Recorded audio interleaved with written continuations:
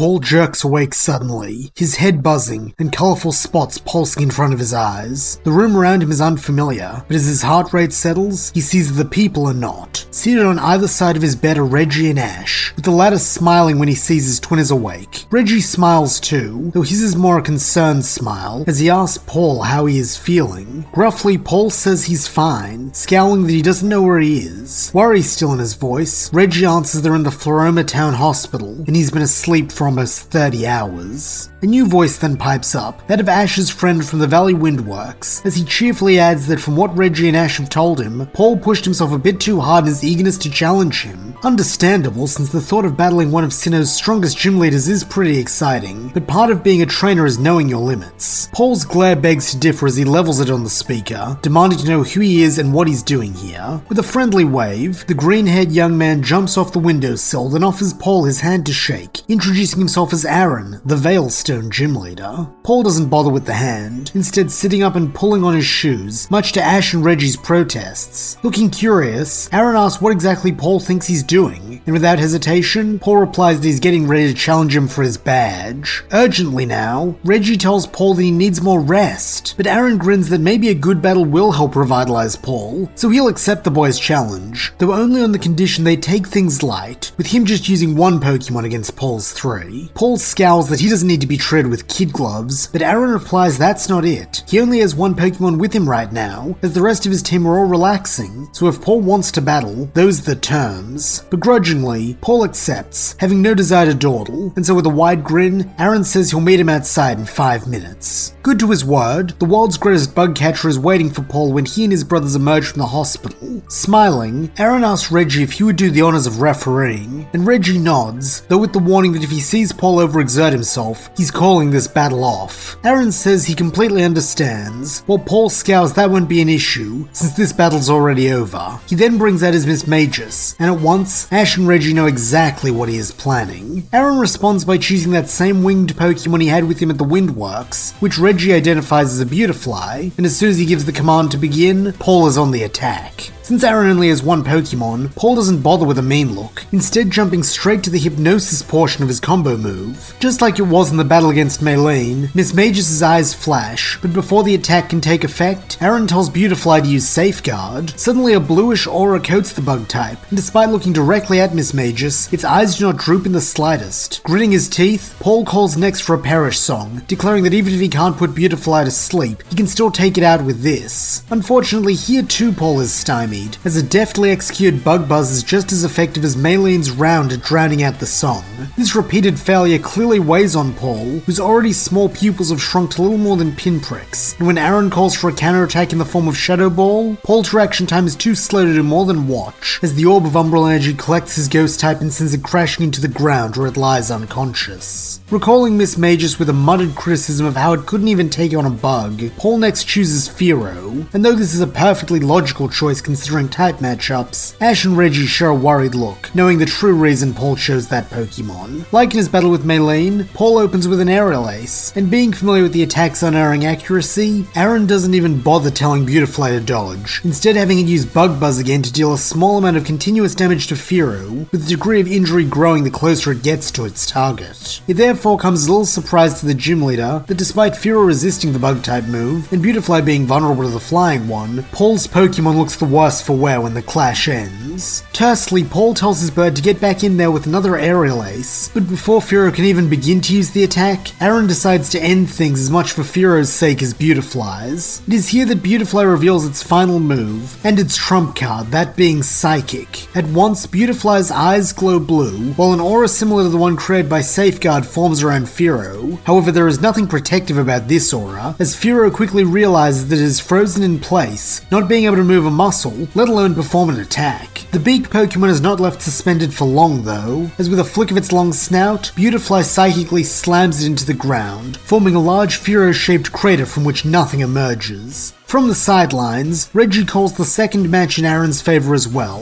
and as Paul raises Firo's ball, Ash notices that his brother's hands are shaking, something he's never seen before. However, one thing Ash has seen before is Paul's next choice, as it is the very same one he made when facing Maylene, Chimchar. Eager as ever, the little fire monkey looks to its trainer for guidance, but Paul's response is simply to point at Beautifly and order Chimchar to knock it out of the sky with Flame Wheel. Chittering its understanding, the fire starter bathes itself in flames, and once it has become a disc, shoots upwards at Beautifly. For his part, Aaron stays calm, having Beautifly counter with Shadow Ball, and as the ghost move collides with the fire one, everyone watching knows this may be the deciding moment of the battle. Knowing how much a win will mean to Paul, Chimchar pushes on, using all the strength it has to try and repel the overwhelming power of Beautifly's Shadow Ball, but unfortunately, loyalty and guts simply aren't enough in this case, as soon the miniature son of Flame Wheel is swallowed by the inky blackness of Shadow Ball. For a moment the Shadow Ball hangs in midair, unopposed, then having served its purpose, it dissipates, allowing Chimchar to fall face first into the dirt, wounds all over its body, and spirals for eyes. With a cheerful laugh, Aaron tells Paul that he's a really strong battler, especially for a rookie, but Paul has eyes only for his fire type, having crossed the field to stand beside it. Cold fury in his voice, Paul tells Chimchar that this loss is entirely its fault. Had it activated Blaze, that Shadow Ball would have been nothing to it. Then to truly emphasize his displeasure, he hooks the toe of his shoe onto Chimchar's side, causing it to squeak in pain as it's rolled onto its back and forced to see its trainer's glare. Angrily, Ash tells Paul to knock it off, while even Reggie adds in a less confrontational tone that Paul's made his point. Now it's time to get Chimchar and the others taken care of. Nodding at his big brother's suggestion, Paul wordlessly returns Chimchar to its ball, though before he can go, Aaron stops him, saying if the boy would be open to it, he'd like to take some time to work with Paul, since he reminds him a lot of himself when he was young, and that means he can see what's holding him back. He also knows that if he can help the purple-haired youth overcome these issues, then their next battle will be even more fun. Briefly, Paul's pragmatism wars with his pride, as while he understands the benefit of working with someone stronger than himself, he also remembers what he said to Ash about not wanting to lean on others.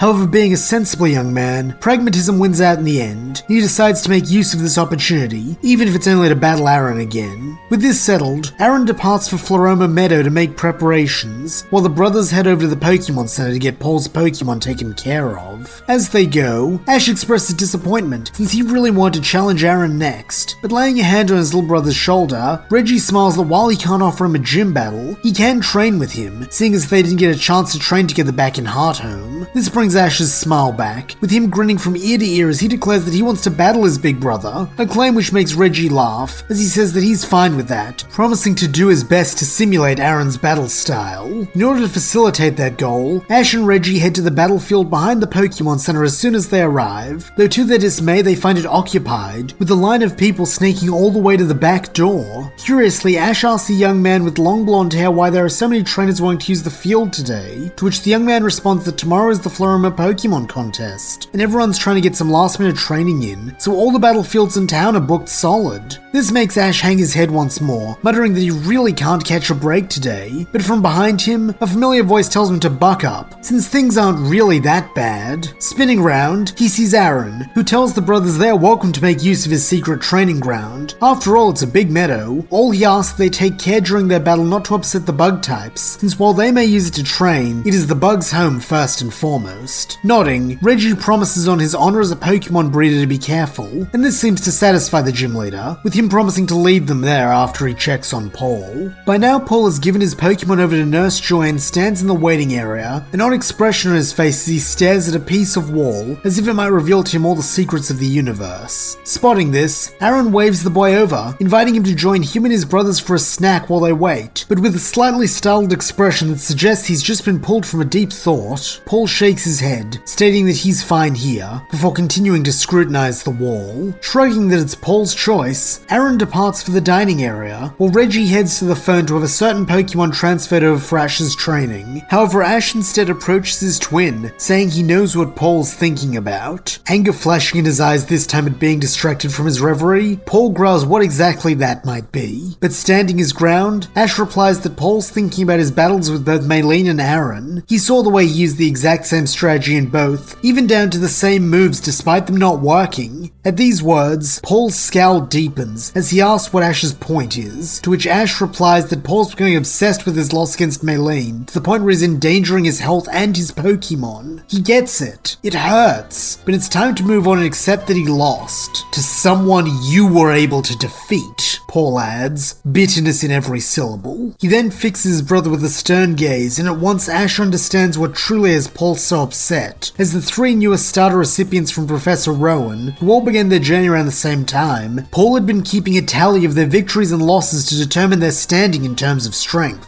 During this time, he had taken it for a certainty that he was on top, likely with Ash just below him and Maylene at the bottom. But after the events of Hearthome, that score is all out of whack, as with Ash's victory over Maylene and her victory over Paul, Paul is forced to contend with the possibility that he may now be the weakest of them. Feeling sympathy for his brother, Ash reaches out a hand to Paul, but this is promptly slapped away, with Paul's bitter stare still boring into Ash. He then warns his excitable twin that once he's whipped his Pokemon to shape, the two of them are gonna have a battle where he will crush Ash and prove that Maylene's win was nothing more than a fluke. Though Ash doesn't approve of Paul's reasoning, he can't deny that he's been itching for a rematch with his brother since their battle at the lab, and so meeting his gaze with a smile, he instructs Paul to bring all that anger he's feeling and target it at him, so that when he wins, Paul will be forced to see that his and Reggie's way is the right way to raise Pokemon. Paul's only response is a grunt, but before Ash can say any more, Nurse Joy calls Paul's name over the PA, and he saunters away to retrieve his Pokemon. When he has them, Aaron leads the three Valstone brothers to the Floroma Meadow, with Aaron and Paul setting up on one end, while Ash and Reggie take the other as to not disturb them. Since Reggie's training is specifically helping Ash prepare for his battle with Aaron, he tells Ash to bring out his first Pokemon, and they'll begin their 3-on-1 battle, though he warns that just like Aaron, he won't be holding back. Grinning, Ash replies that he's banking on it, as he chooses Graveler to start off, while Reggie goes with Drapion. Appraisingly, Reggie comments that this was a sensible choice, as Drapion's only weakness is ground types, while Graveler resists poison, though it might be worth considering evolving it, since all it would take is a quick trade with him or Paul. Smiling, Ash thanks his big brother for the offer, but says before him and Graveler think about evolving, they want to get used to this form. Nodding, Reggie says he entirely understands, and with no more preamble the match begins. Being at both the type and numbers disadvantage, Reggie goes first, choosing to play it smart by opening with Toxic Spikes. All around Graveler, small purple Caltrops rain down then vanish, but since they don't seem to be harming his rock ground type, Ash pays them no mind, instead calling for a bulldoze. Nodding its understanding, Graveler throws itself at Drapion, the added bulk born of its evolution making this a far more heavy hit than it was as a Geodude. However, despite all this, Reggie seems unfazed, keeping his cool demeanor as he tells Drapion to block it then fire back with a Night Slash. Crossing its arms, Drapion braces itself for the hit, and when Graveler collides with the Ogre Scorpion Pokemon, it doesn't budge. This shocks Ash, but with slight admonishment, Reggie reminds his little brother this was his ace in the hole against Pyramid King Brandon. It's not going to go down to obvious tactics. Then to make matters worse, Drapion launches the aforementioned Night Slash, which very much does drive its opponent back, with Graveler critting 2 long troughs with its feet as it sends skidding back to Ash. Gritting his teeth, Ash decides to put those divots to use, having Graveler bang its 4 fists into them where the ground is brittle to cause widespread tremors. It is a good strategy, with Reggie even saying as much, while all around him rock pillars jut up. One such pillar even manages to strike Drapion on the chin, making it wince, but all the same it stands its ground, almost like it is made of stone itself. A little unnerved by this, Ash tells Graveler to try a rollout, hoping the terrain will allow the rocky roller to pick up speed. However, here Reggie just gives his first command all over again.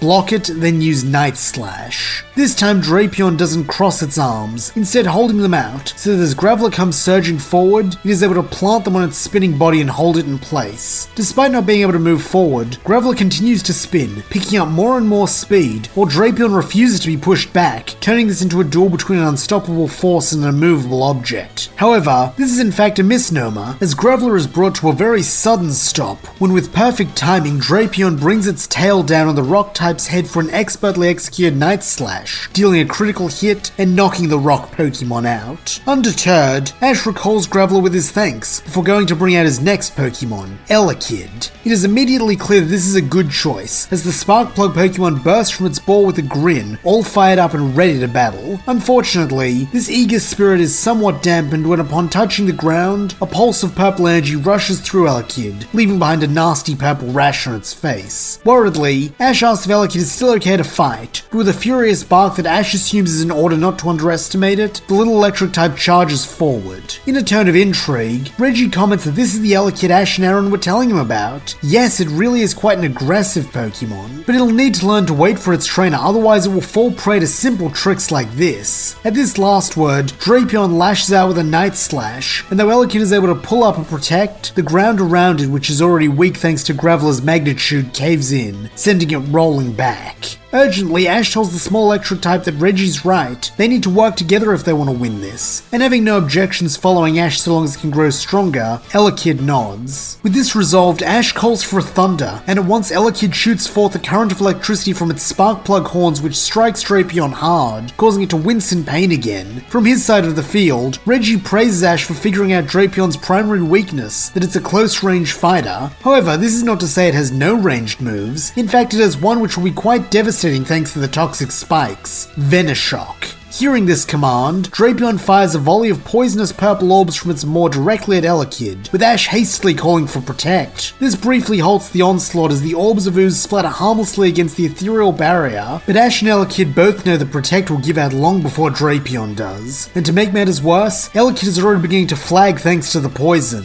There is only one way they can win this, and that is to go on the attack and knock Drapion out. Staying inside the protect bubble for as long as it can, Elekid begins to spin its arms at top speed, creating kinetic energy for an all-out attack. When it finally has enough, Ash tells the spunky spark plug to drop its protect, and as it does, use thunder with everything it's got. Roaring its name, Elekid launches the electric attack, with it quickly clashing with the ooze in mid-air. As neither side is willing to yield, this quickly becomes a beam struggle, albeit a rather short one, as soon an explosion of inky black smoke consumes both attacks and blankets the field. For a moment, no one is sure what has happened, but as it clears, Ash and Elekid see they have achieved their goal. They took out all the Venoshocks and avoided being struck by any. Now all that's left is to strike Drapion and win. However, this is easier said than done, as a moment later Elekid's face screws up from the pain of poison, and before it can make another move, its eyes become spirals and its little body falls forward, having given out after a hard-fought battle. Ash has nothing but praise for Elekid's grit and courage as he returns it, then at last goes on to his final Pokemon, though truthfully he doesn't know how to choose. From his side, Reggie suggested if it's all the same to Ash, he'd like to battle Piplup, since he's already faced Paul's Grottle, and it would be good to see how Ash and his starter have developed as partners. Ash grins that's fine by him, bringing out his Piplup, though just as with Elekid, when it lands it is afflicted with poison. Knowing they're in a timer, Ash doesn't waste a second, having Piplup open with Bubble Beam, with the aquatic orbs soaring across the field to strike Drapion, while leaving Piplup outside the range of most of the Ogre Scorpion's attacks. This does however mean that Drapion is forced to resort to Venoshock, with both sets of trainers and Pokemon being well aware that thanks to Piplup's poisoning, just one Venoshock from Drapion would be enough to finish the prideful penguin off. Keeping this in mind, Ash's Piplup redouble its Bubble Beam, causing dozens of blue and purple spheres to collide and explode in the center of the battlefield. Thanks to Ash and Piplup's sheer determination, their bubbles soon begin to overwhelm Drapion's, pushing them back towards it. But Reggie isn't about to just let Ash win, and so he too tells Drapion to go all out. Raising its pincered claws, Drapion begins to fire Venoshocks out of those two, and as the number of purple bubbles suddenly triples, poor Piplup is unable to keep up. In an instant, a wave of purple surges over the blue, forcing Ash to change tack as he has Piplup try to pop the bubbles with Peck. This is an effective stopgap as the panicking penguin darts across the field bursting bubbles and prolonging the battle, though while it is doing this, it is not producing bubbles of its own, making an inevitability that one sphere of purple goo will break through the defense, and as soon as it does, the power of the poison boosted Venoshock knocks Piplup out, ending the match. With the battle now over, Reggie thanks Drapion for its assistance before returning it to its ball. Ash however decides to keep Piplup out for a moment, seeing how dejected it looks after causing Ash to lose. Walking over to the penguin, Ash gives it a radiant smile, then picks it up into a hug, thanking it sincerely for its efforts. From their side of the meadow, Paul and Aaron watch this curiously, with Aaron smiling while Paul scowls. Paul then looks over to Aaron, asking if he intends to have a practice match as well now. However, to his surprise, instead of pulling out a Pokeball, Aaron flops down in the flowers, instructing Paul to join him. Suspiciously, Paul asks how this is meant to be training, but with a wide friendly grin, Aaron tells the boy to trust him. Scowling some more, Paul complies, lying awkwardly at Aaron's side, and when he sees the purple-haired youth is in position, he begins to speak, saying that as he alluded to, he sees a lot of his past self in Paul, passionate, driven, and with a hatred for losing that can so easily turn to anger. However, he also knows how dangerous that can be. As he says this, Beautifly flutters down from a nearby tree to perch on its trainer's stomach, unfurling its snout and gently nuzzling it against Aaron's cheek. Smiling, Aaron continues that this Beautifly here was his very first Pokemon, and in the early days of their journey, they were just like Paul and his Pokemon, working themselves to the bone and always trying to take on stronger and stronger opponents so they could be the very best. Unfortunately, an occupational hazard of such ambition is frequent losses, as one reaches the limit of their abilities, only to see that their foes can keep going. And as someone who hated to lose but kept doing it over and over again, he naturally looked for someone other than himself to blame for his failures. And who better than his Pokemon? He told himself that it was their fault for not being strong enough, or not training as hard as they could, and lashed out at them like Paul did today with his Chimchar. However, even the most loyal Pokemon won't stomach that kind of abuse forever. At these words, Beautifly takes flight once more, and Aaron smiles fondly at the Radiant Bug, before continuing that after one particularly embarrassing loss, he ran away from his Beautifly, calling it worthless. It was the stupidest thing he's ever done, but by the time he realized it and came back, Beautifly was gone. The pain of losing his best friend was worse than any defeat could ever be, and after that he endeavored to never belittle or insult a Pokemon again, and to always treat them with the love and respect they deserve. It was only after he came to this realization that he actually started winning, with his Pokemon growing exponentially, since as the old saying goes, you catch more bug types with honey than with vinegar. But even after all his successes, he never forgot what that lesson cost. It was only because of Beautifly's forgiving nature that it one day returned to him when it saw he had changed, but most are not that lucky. So for Paul's sake, he wants to help him, to make sure he doesn't have to go through what he did, since it's not too late for the boy. Unfortunately for Aaron, Paul doesn't want to hear this, bounding to his feet and beginning to walk away, a scowl etched on his face as he declares that he doesn't have time to waste on platitudes when he needs to be training. Urgently, Aaron cries after Paul that what he's trying to tell him will be more beneficial in the long run, since the only way to bring out a Pokemon's true potential is through love and respect. Paul's response to this claim is a disbelieving scoff, as he tells Aaron he's just like Reggie and Ash, but Aaron earnestly insists that he's telling the truth. He's taken both roads, and he knows a trainer who cares only for strength cannot match one who has earned the friendship of their Pokemon. In fact, he'll prove it. This at last gives Paul pause, as he asks how, to which Aaron replies that Paul just said Ash shares his philosophy, and from that battle they just witnessed, he's inclined to believe it. So we'll have the boy battle Paul in his stead. Since they're twins who started at the same time and have presumably traveled together, they should be at a roughly equal experience level, meaning the main differentiating factor will be their training method. If his theory is correct, Ash should be able to claim the victory, since he has raised his Pokemon with trust and respect. And to prove how certain he is of this, he's willing to wager on it. If Paul wins this battle, he will give the boy his badge, along with an apology for wasting his time. But if Ash wins, all he asks is that Paul think on what he has said. He doesn't expect the purple-haired youth to change overnight, but he does want him to look deep inside and really ask himself if there might be a better way. Having already wanted to battle Ash, this is not a hard sell, with Paul agreeing on the spot. From his side of the meadow, Ash's face takes on a determined look. He hadn't expected their rematch to come quite so soon, especially not just after his Pokemon have come off a tough battle. But alright, he said he'd take Paul on, so now he's gonna make good on it. In silence, the twins approach each other, neither needing to say a word. Then as one, they each take hold of their first Pokeball. It is time for this ideological feud to come to a head. And that's where we'll leave things. What strategies will our heroes employ in their battle? Can Ash show his growth and pull out a win? Or is Paul's doctrine of absolute strength simply too high a wall to overcome? Find out as the journey continues.